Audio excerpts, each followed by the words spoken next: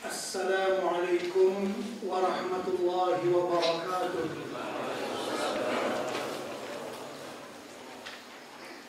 Bismillahirrahmanirrahim. Alhamdulillahi rabbil alamin. Nahmaduhu wa nasta'inuhu wa nastahdihi wa nastarshiduhu wa nu'minu bihi wa natawakkalu alayhi wa na'udzu bihi min shururi anfusina wa min sayyiati a'malina.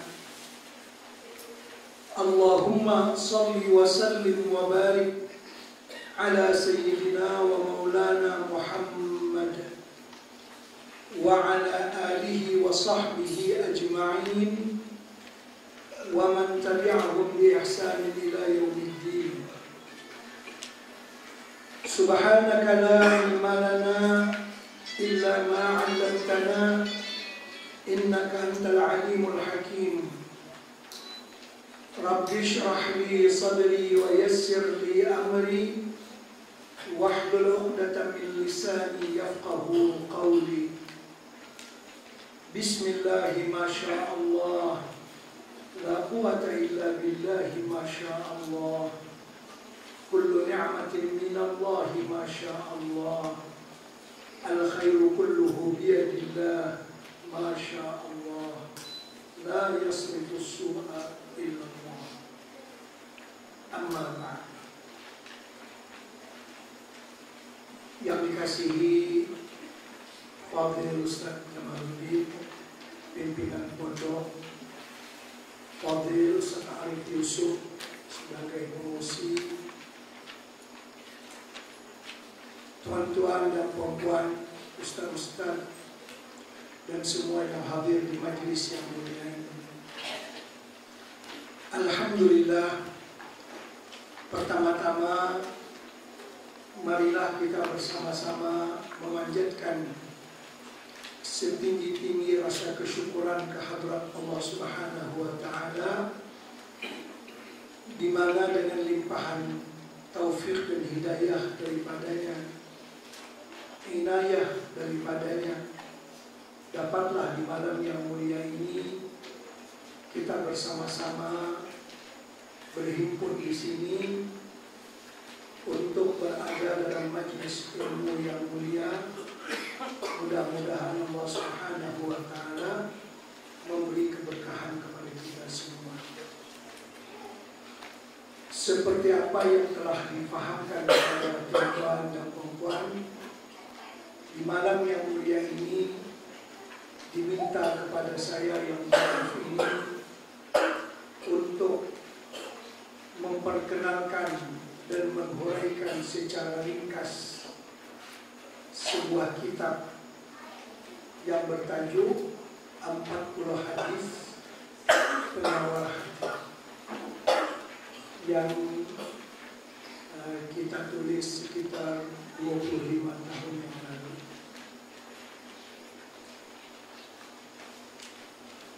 Hati manusia merupakan anugerah Allah yang paling besar kepada kita.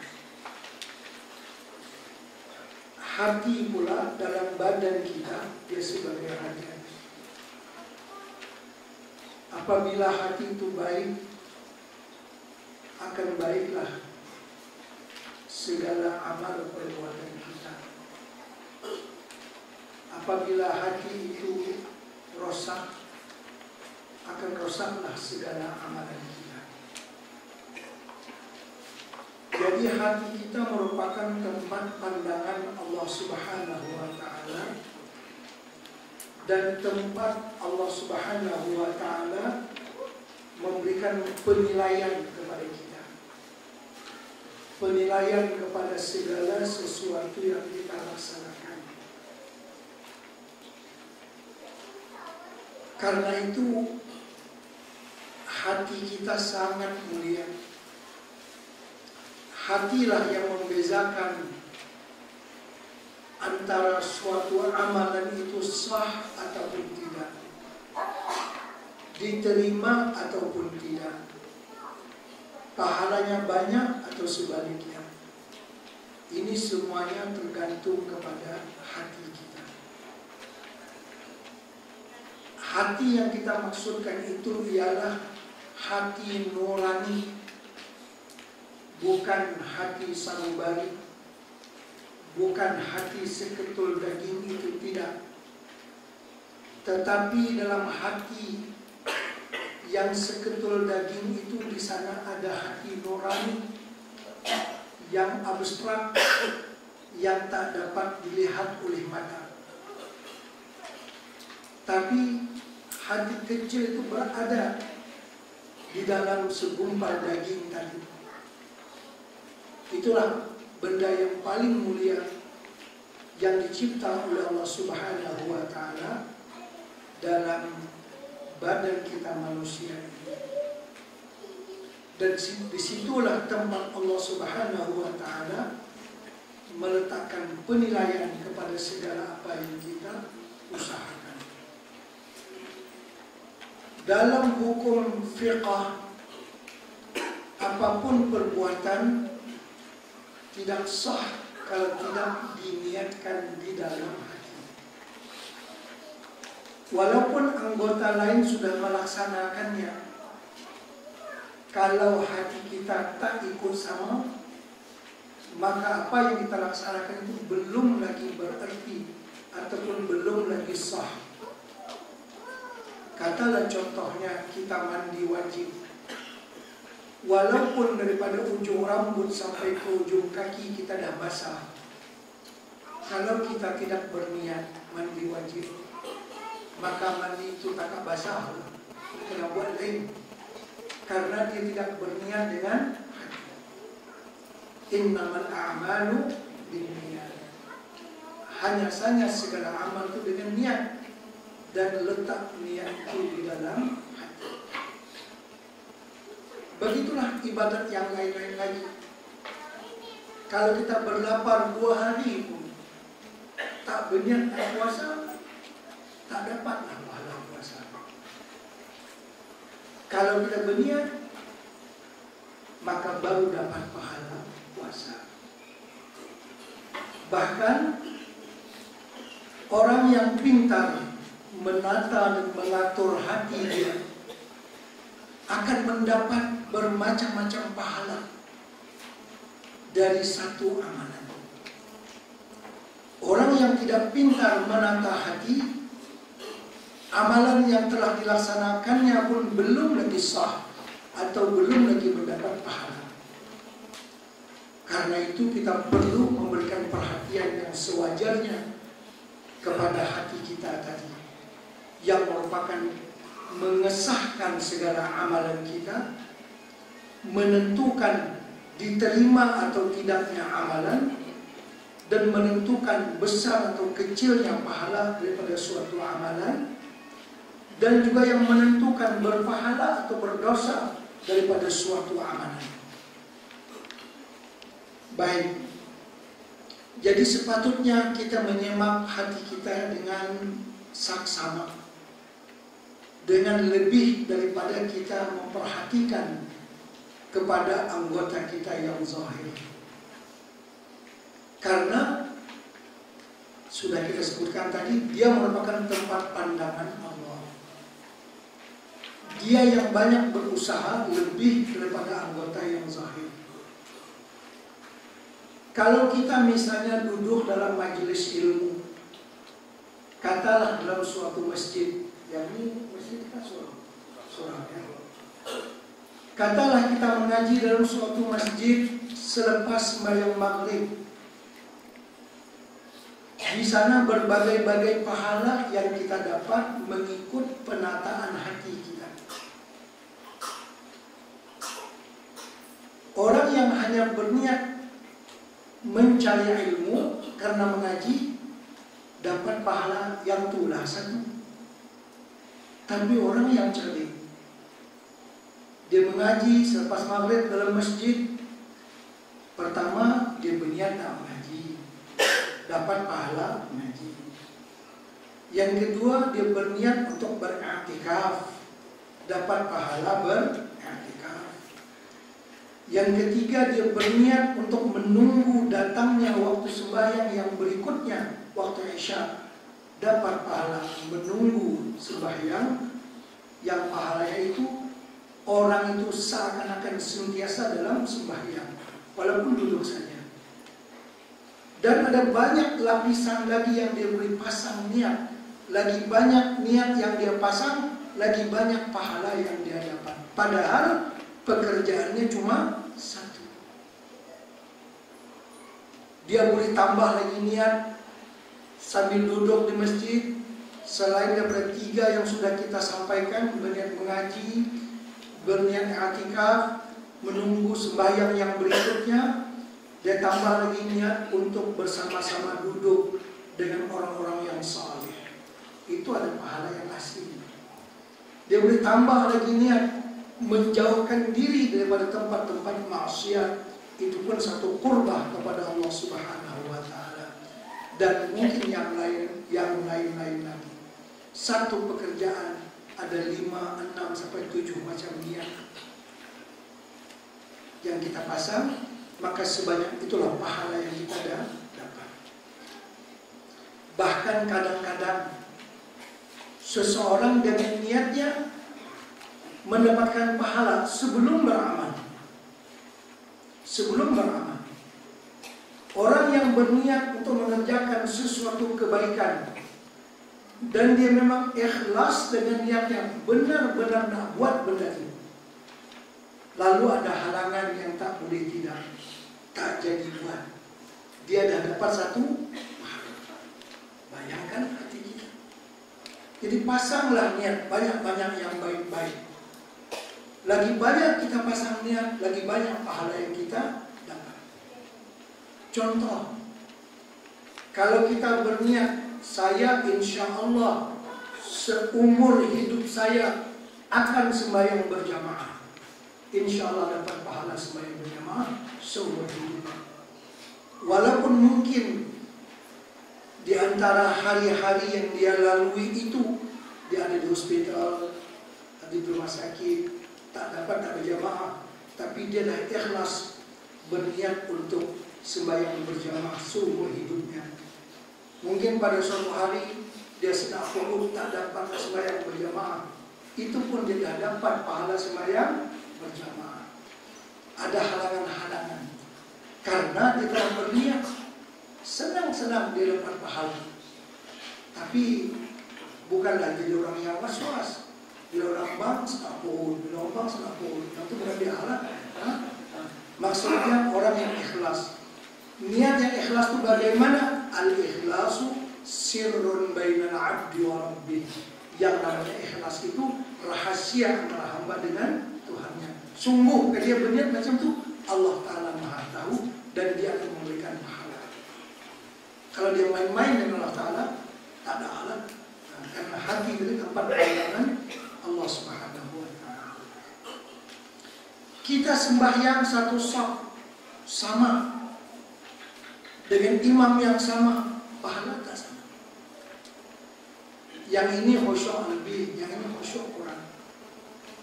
Bahkan ada orang yang sembahyang dia dapat dosa. Mungkin pertama pahala tak sama. Dan ada kemungkinan orang yang sembahyang dia dapat dosa. Baca ayat yang sering kita baca.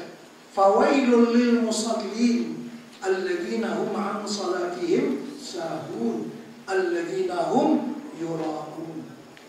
Wail, celaka bagi orang yang sembahyang. Satu zon dalam api neraka jahanam, yang jahanam sendiri keberatan. Zon itu ada kap dia, pasal panas sana. Di sana akan diumbankan orang yang sembahyang. Sembahyang yang macam mana? Ada dua sifatnya. Fawailul lil musallin alladzina hum an salatihim sahun. Orang yang lalai daripada sembahyangnya dan orang yang riya daripada sembahyangnya. Riya ini pekerjaan hati, bukan pekerjaan tangan, bukan pekerjaan mulut dan sebagainya. Artinya orang ini dah sembahyang, tapi hatinya bukan mencari keridhaan Allah, terbalik menjadi dosa katanya. Jadi hati sangat menentukan kita.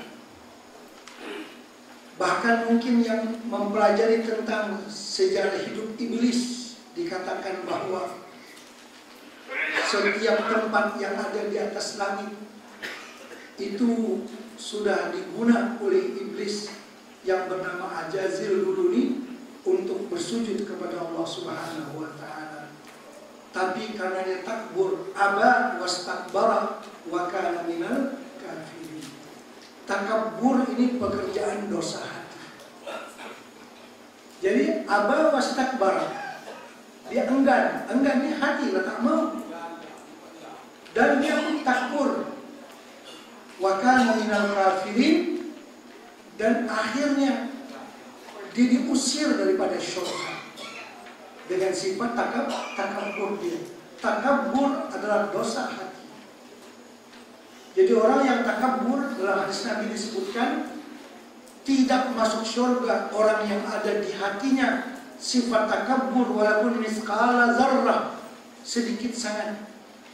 Bila dia ada takabur tak masuk surga.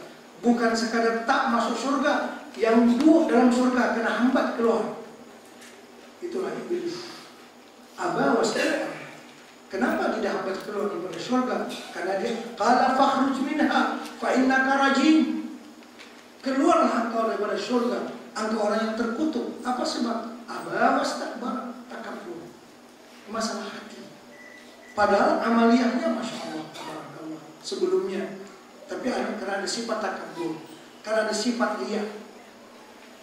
Dalam hadis Muslim disebutkan ada 3 golongan yang akan diadili di mahkamah Allah pada hari kiamat sebelum orang lain.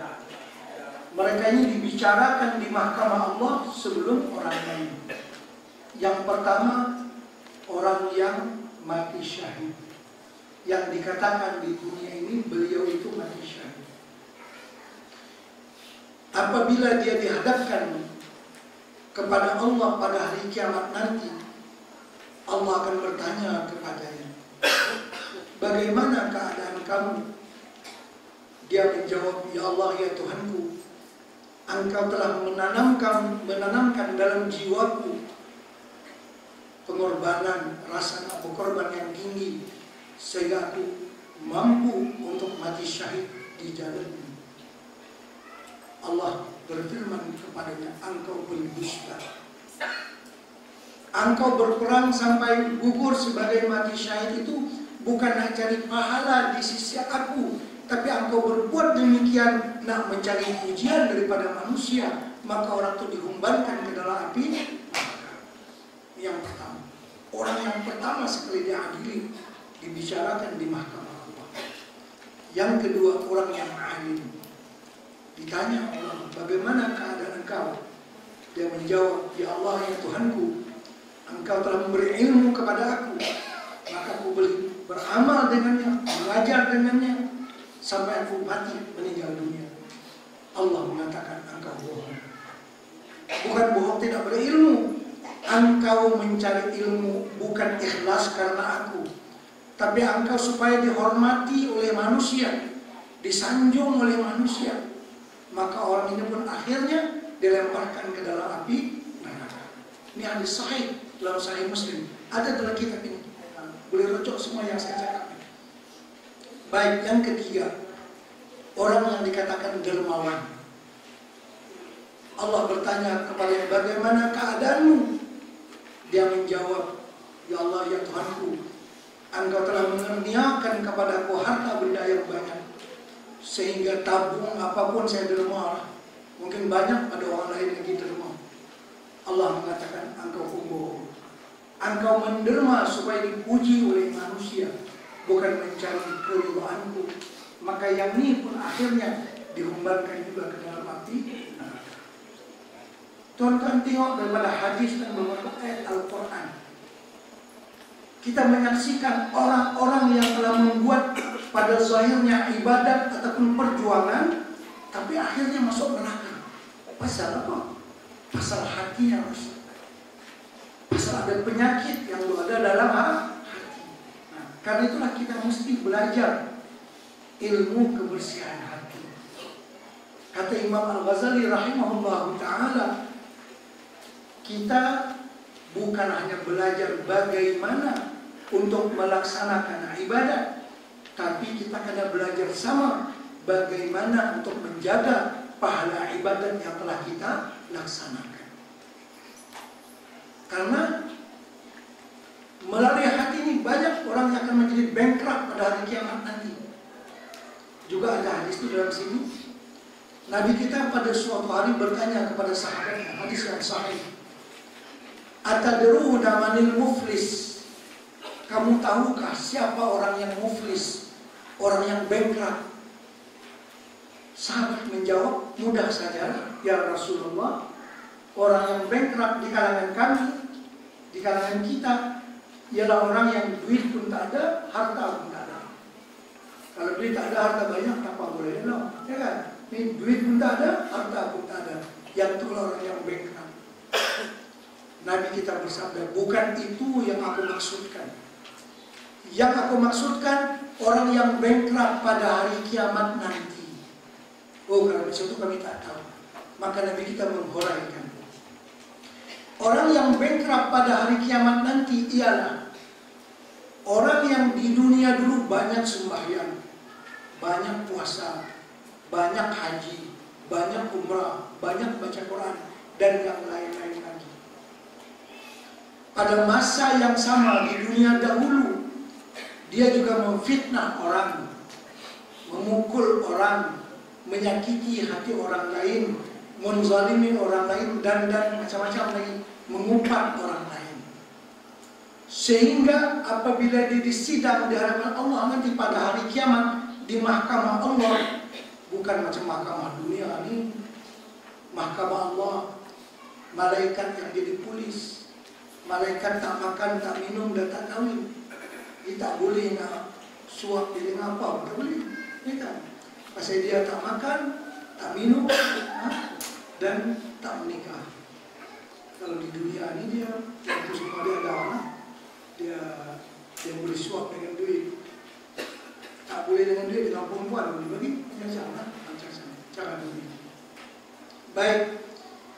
Bila seseorang yang banyak puasa, banyak beramal tadi disidang di hadapan Allah, memang pahala dia cukup jenuh, cukup banyak.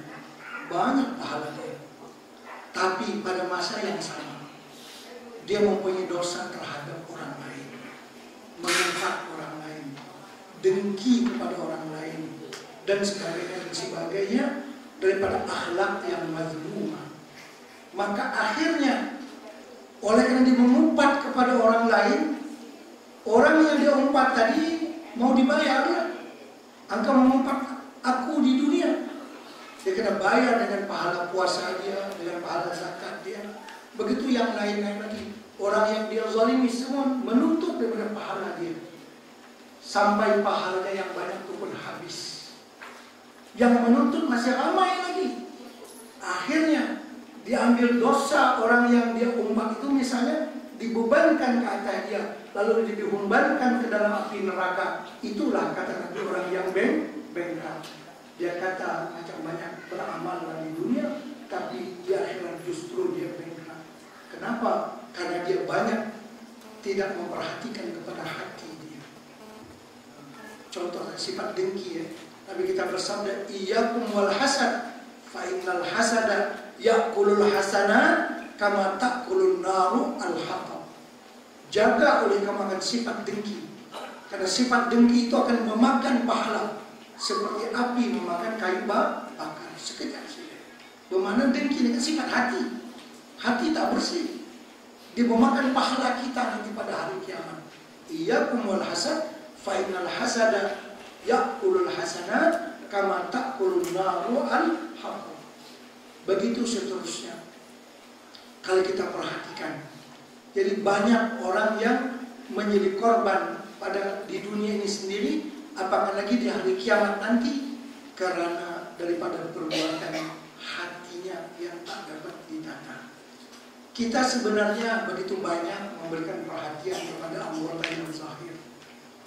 Kita kalau sakit gigi kan, luka sedikit, cepat-cepat berobat, cepat-cepat beli obat, cepat-cepat pergi hospital, ya kan? Kalau hati kita masak, adakah kita pergi ke klinik mana? Klinik jauh, tak ada.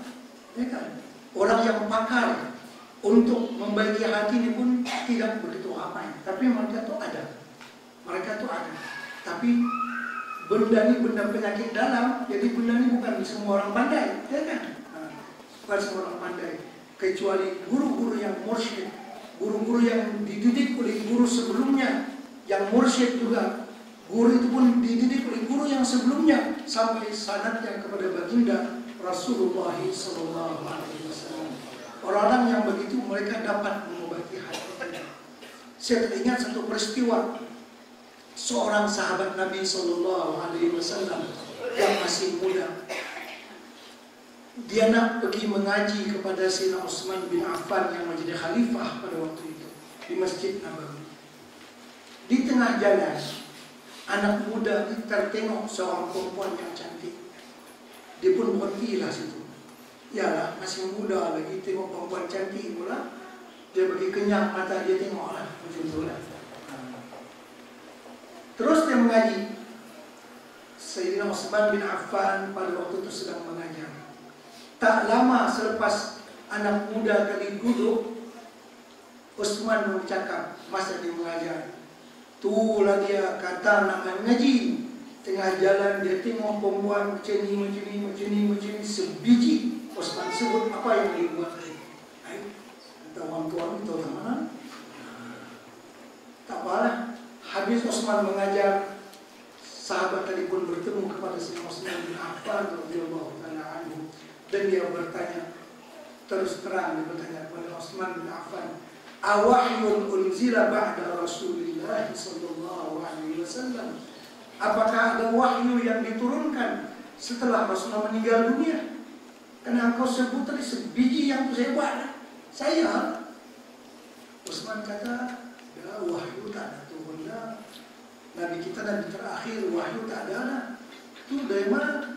Tuhan beritahu semua yang saya buat.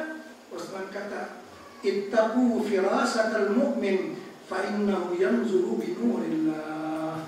Takuti firasat orang yang beriman karena dimandang dengan nur yang diberi oleh Allah Subhanahu wa taala. Ini contoh guru-guru yang mursyid.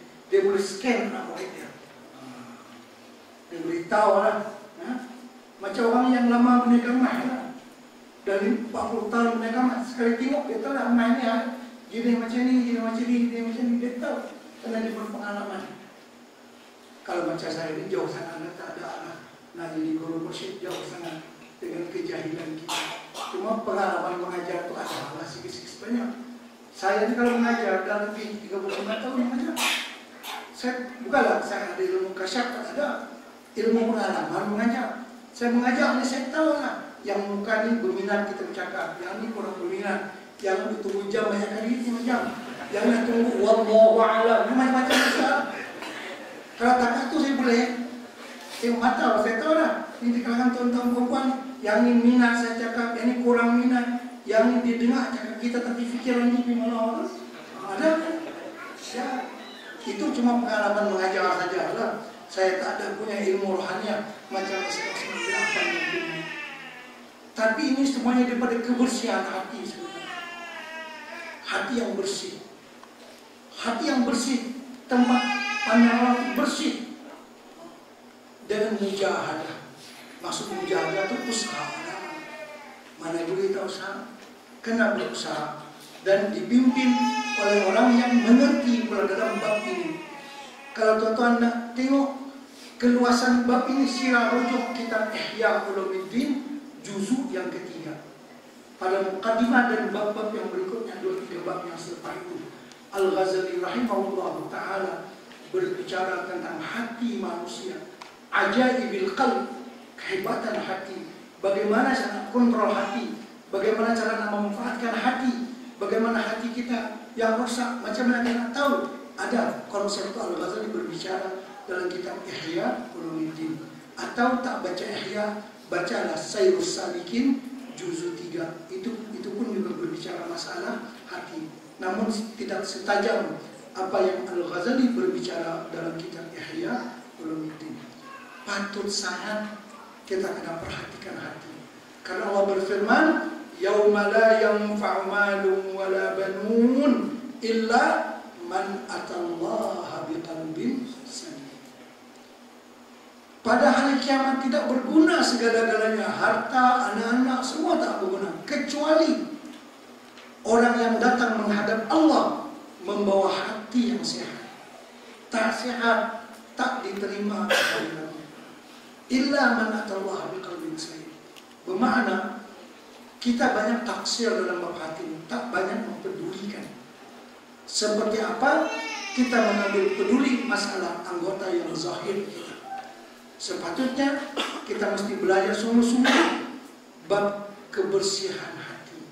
Bagaimana cara membersihkan hati? Bagaimana cara menguji hati? Sejauh mana persiapan yang doa dalam hati kita? Mesti kita belajar. Tuan-tuan semua boleh menguji hati. Bersedia atau tidak? Ada atau tidak bekalan akhirat? Saya nak bagi satu macam orang kata apa, cara dia, tekniknya. Kalau tuan-tuan nak tahu hati kita bersedia tak nak bertemu Allah Subhanahu wa ta'ala, caranya mudah sangat. Bila-bila masa kita boleh buat. Apakah lagi kalau tuan balik nanti sembahyanglah 2 rakaat. Dan sembahyang 2 rakaat, letak tangan di dada. Tanya kat diri, lah pukul berapa? Lah pukul 10. Katalah nanti jam 12 di rumah. Ini jam 12, tengok jam 12. Takdir jam 2 nanti dipanggil ke hadrat Allah. Boleh tak? Tanya ke hati kita. Nak tahu hati nak ada isi ke tak ada isi? Ada bekal ke tak ada bekal? Bersiap ke tidak? Ni jam 12, jam 2 nanti 2 jam lagi. Sebenarnya bukan 2 jam saja, mungkin setengah jam lagi kita tak ada. Kita menyaksikan orang yang meninggal dunia di tengah jalan karena nahas, kecelakaan, aksiden. Allah, baru sudah minum kopi dengan kita, tak ada. Tak ada perlu berkecai badan dia habis. Kalau kapal terbang jangan kata apa lah. Dia lup sebiji kapal terbang habis ya. Tak ada. Siapa nak sangka? Ya kan? Benda itu boleh jadi berlaku. Baik. Tanya diri. Ini jam 12. Kalau berangkat jam 2 nanti boleh tak? Tonton jawab sendirilah. Tak payah tanya saya. Jawabannya ada kat tonton sendiri. Kita naik kereta. Metal minyak. Metal minyak kalau dia kosong apa dia? I. Kalau setengah dia ada jarum dia juga. Kalau dia penuh, F kan? Nak tahu itu? Nak tahu metal hati kita. Bekalan yang ada di hati kita banyak mana? Apakah F, apakah setengah, apakah I? Sujudkan. Kan? Kalau hati kita menjawab, boleh insyaAllah. Bermakna jarum ni penuh F lah. Full. Pasal kita tanya jam 12. Nanti jam 2 boleh berangkat. Tak apa, tak ada masalah. Bila pun tak apa. Boleh. Tak ada masalah. Kalau hati kita jawab, kita tanya boleh dah berangkat jam 2 nanti. Kalau boleh tangguh barang 5-6 tahun lagi lah. Dapur tak sudah lagi, baik apa semua ni. Kita banyak belum dia tak habis lagi. Yang nilai, banyak sangat ceritanya. Bermakna metal itu lagi sujud. Dia tak bersedia. Padahalnya mati bermakna kita bertemu dengan Allah. Bertemu dengan kekasih. Sangat-sangat dirindui. Sekarang pun tak apa. Jangankan jam 2. Sekarang pun tak apa. Jam 12 pun tak apa. Bismillah. Siap saya. Maksudnya kalau hati kita boleh jawab macam itu, bermakna F. Full kita. Jadi tuan-tuan boleh uji masing-masing lah. Takak mana bekalan kita. Ya. Kalau dia memang boleh menjawab ya, bermakna selamat. Allah Ta'ala berfirman dalam hadis qudsi, barang siapa yang rindu nak bertemu aku, Aku lebih rindu lagi nak bertemu dengan dia. Dia rindu nak sangatlah. Bukanlah nak, ya Allah bagi mati aku sekarang, dah. Bila umur dipanjangkan, lagi banyak kita boleh buat amal ibadah, lagi banyak pahala yang kita buat. Tapi kalau sudah dipanggil oleh kekasih, sekarang ini pun tak apa, boleh, tak ada masalah. Siapa yang rindu kepada aku lebih rindu untuk bertemu kepada dia. Siapa yang tak rindu, tak nak lagi bertemu aku, bahasa Kedah, tak lapak aku nak jumpa dia. Tak ada hajat apa aku nak jumpa dia. Pasal dia pun tak nak jumpa aku. Saya tak ada apa kepentingan nak jumpa dia.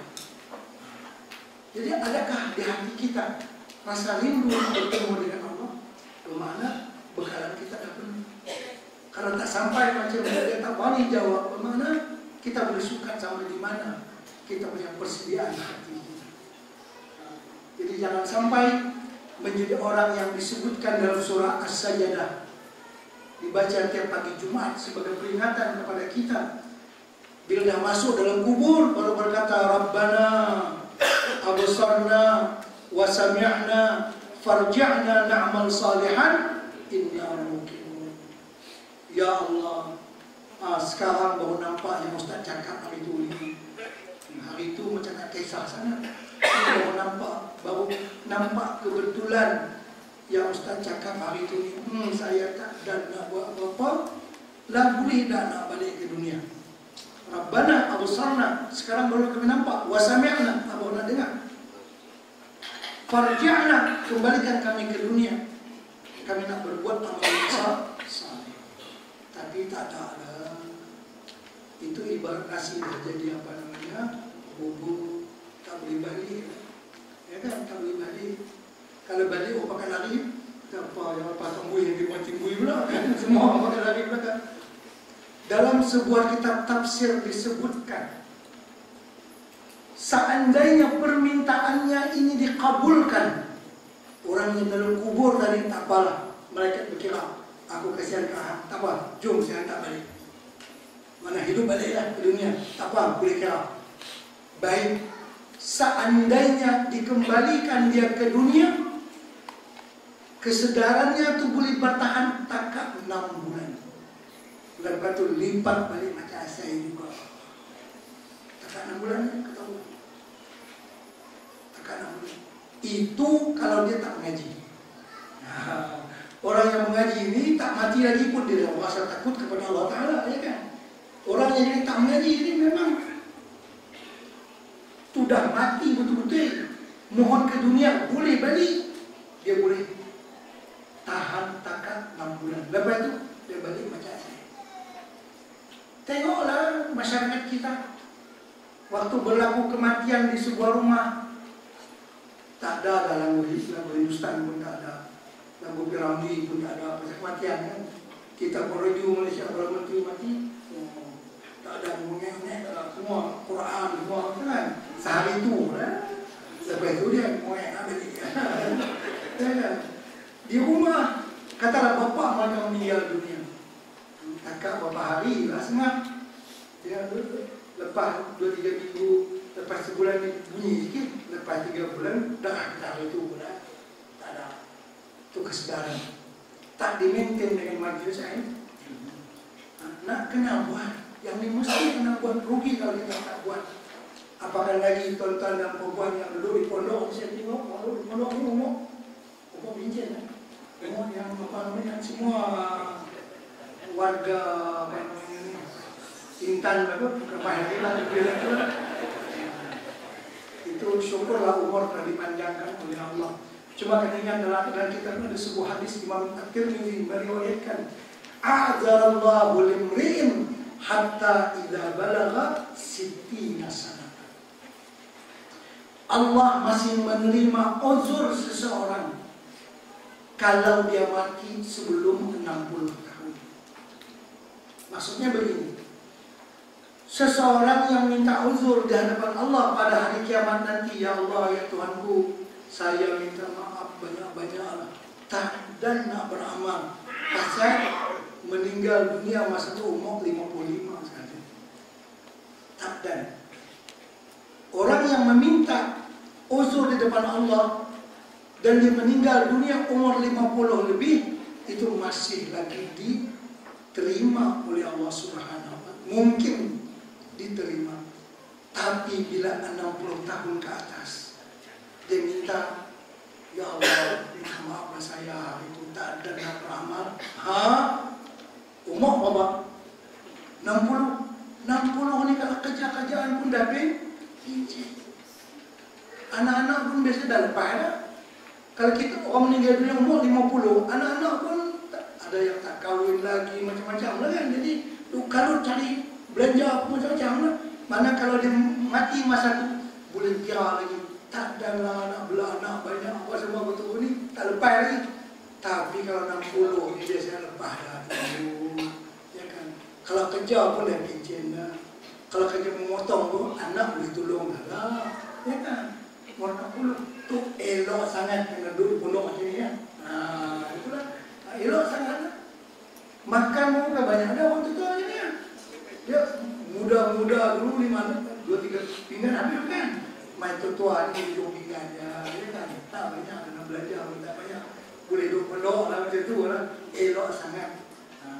Jadi siapa-siapa di kalangan tuan-tuan dan perempuan, saya bukan 57. Saya 80 ni, bukan 57. Siapa yang mengalami umur lebih pada 60 aja lah.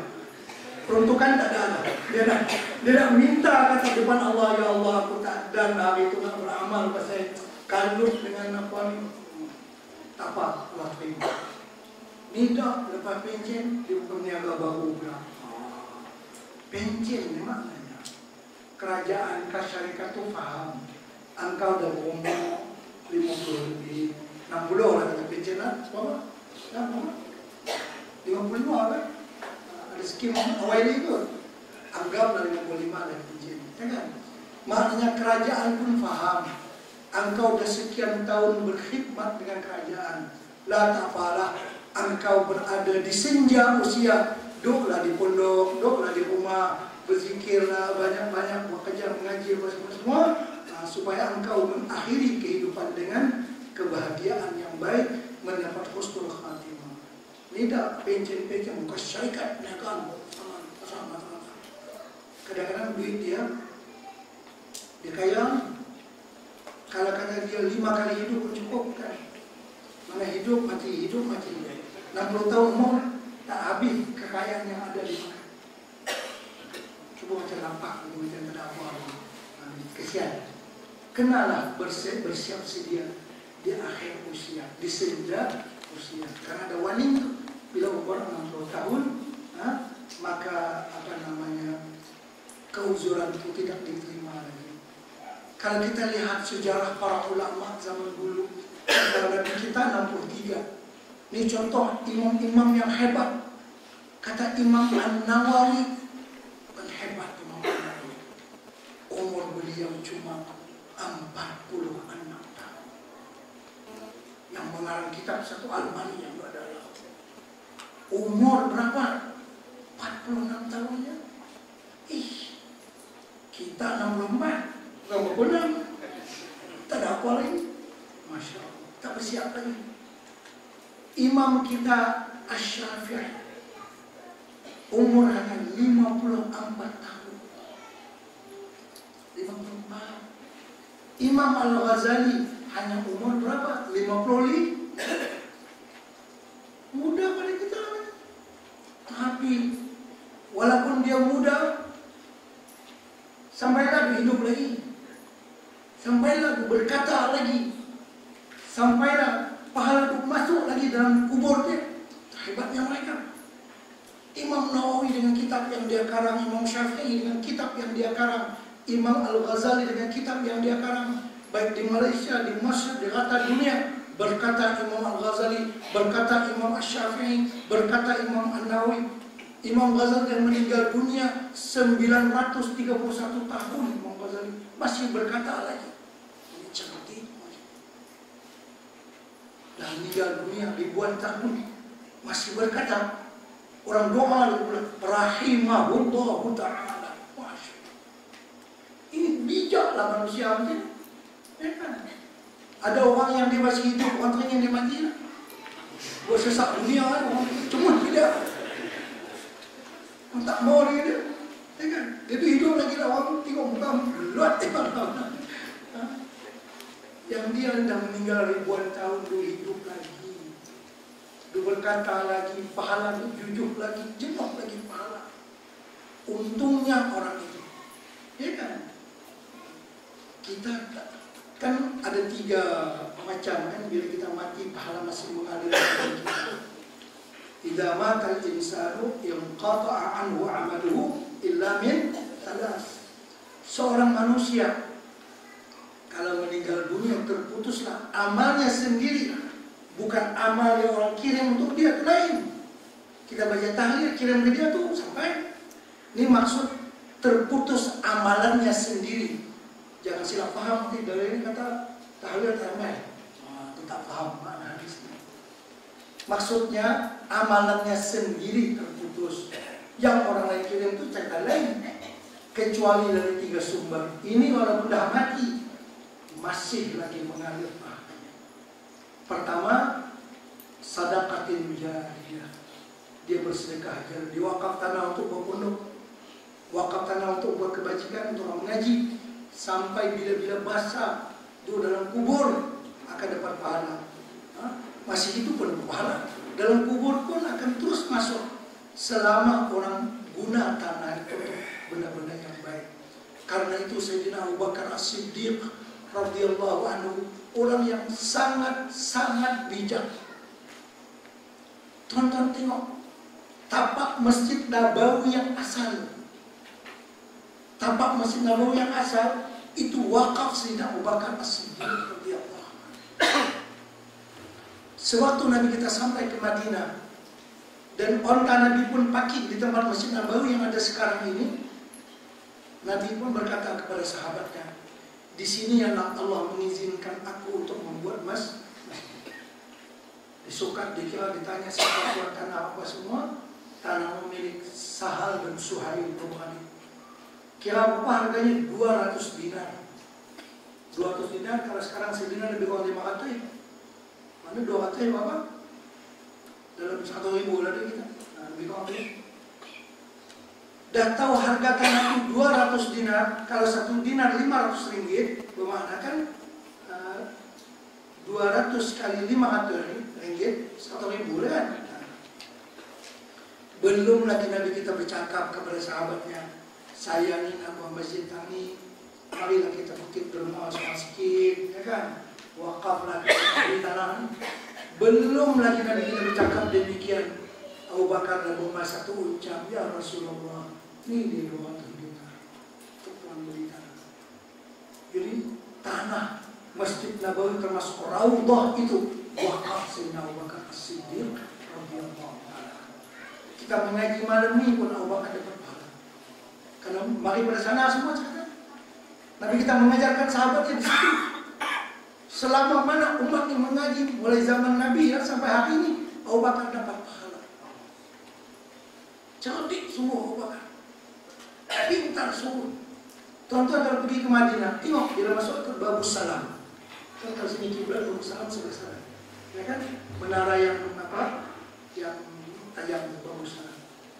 Lepas lebih kurang dalam 30-40 kaki yang lebih kurang. Balik sebelah kiri, tengok Khawkhatu Abi Bakar. Di tapak masjid yang asal bertulisan Khawkhatu Abi Bakar. Khawkhah ini bilik untuk dia berzikir zaman dulu Sayyidina Abu Bakar. Kan Masjid Nabawi yang asal itu penuh dikelilingi oleh bilik-bilik sahabat untuk mereka berzikir. Bahasa orang Bani, seorang dulu berkhalwat. Sekarang khalwat itu mana lain? Ya, berkhalwat itu dengan perempuan. Orang dulu berkhalwat itu bersunyi diri untuk beribadah. Jadi sewaktu Masjid Nabawi nak dibesarkan, Nabi kita kata, saya minta maaf kepada semua para sahabat yang buat diri ini semua kena buat.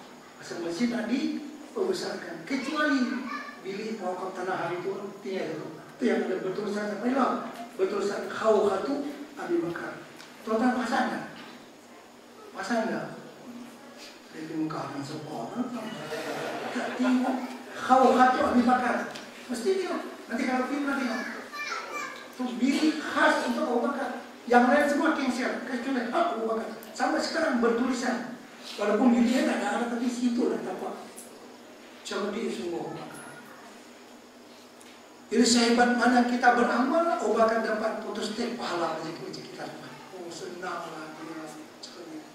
Ini besok, ini nak betul rumah lah. Untuk berpondongan, loh sangatlah. Silam-silam, boleh kita semua. Kadang bagilah semua sikit. Kalau macam Abu Bakar, dia menderma sampai habis duitnya. Senang berkata sedih. Baik, itu yang pertama, sedekah jariyah. Yang keduanya, au ilmin yuntafa'u bihi, ilmu yang memberi manfaat. Itu termasuk seperti Imam Asy-Syafi'i, Imam Al-Ghazali, Imam An-Nawawi. Ilmunya bermanfaat. Termasuk ulama-ulama yang mengarang kitab. Atas dasar itulah ulama sanggup berjaga malam, bertumpah ilmu nak mengarang kitab.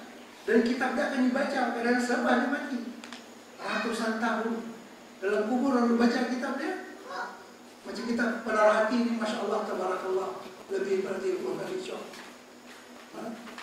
Akhir zaman lebih dari 50 kali syok. Yang itu tak kira kalau saya beri halal mereka dunia akhirat tak tutup. Hajar ombak kita banyak tak. Saya dapat pahala di mana di akhirat. Mula-mula nak mahal tu, anak tak payah mahal nak. Kita pahala jenuh nanti di akhirat. Pasal waktu dulu sebarkan ilmu kita. Cuma yang disayangkan, yang cok ompak ni dia putus yang lama tak betul ya, tu ya. Patut kan ambil yang up to date yang kita dah kemas ini kan. Itu yang kita sayang, tapi buat ni kita Muhammad. Ala kulli hal. Jadi sudah dua. Pertama sedekah jariyah, yang kedua ilmu yang diambil manfaat. Ya kan? Yang ketiganya awaladin salihin yad'u, anak yang saleh yang mendoakan. Cuma tengok tuan-tuan, tiga-tiganya ada tak kita? Ada tiga-tiga kan? Tak ada tiga-tiga. Ada bos sedekah jariyah. Ada ilmu yang memberi manfaat. Ada anak yang saleh yang jadi berbaik untuk guru doakan kita. Saya tahu ada seorang tu guru, tak masuk sebut negeri mana. Dia orang alim, tapi dia dah didik anak dia tapi tak berjaya. Semasa si abah, si alim di meninggal dunia, tiga-tiga anak dia tepuk tangan. Sono, sebab dia tak ada. Kata orang tua ni menyusah kita. Kita nak buka lagu Hindustan di mana? Dibuka, dia tak ada. Raya kita merdeka kita. Sampai satu anak merdeka, seorang tua yang tak bisa diteguk. Diteguk masa apa? Buka lagu, buka Al-Quran semua. Anak yang masih macam kita mesti didik anak. Karena itu pendidikan di pondok ini sangat baik, perlu sangat didukung. Karena pendidikan yang akrab kepada pendidikan salafus saleh, pendidikan para sahabat, pendidikan Rasulullah sallallahu alaihi wasallam. Jadi patut sangat. Kalau kita tak ada anak ngaji pondok pun berjinak-jinak kita dengan pondok supaya kita mendapatkan ilmu yang bermanfaat. Dan mungkin kalau tak anak kita pun cucu kita lah nanti menjadi orang yang alim. Ada juga lah yang teringat kepada kita malam-malam hari nak kirim pahala apa macam kita. Baik tuan-tuan dan puan-puan, setengah tu apa boleh. Baik, untuk lebih menghayati kepada kitab ini, saya nak minta Fadul Sa'ari tolong baca yang dua ada fotoskop di tangan tuan-tuan dan puan-puan. Kalau dalam kitab ini penutuplah pada muka surat yang terakhir. Silakan.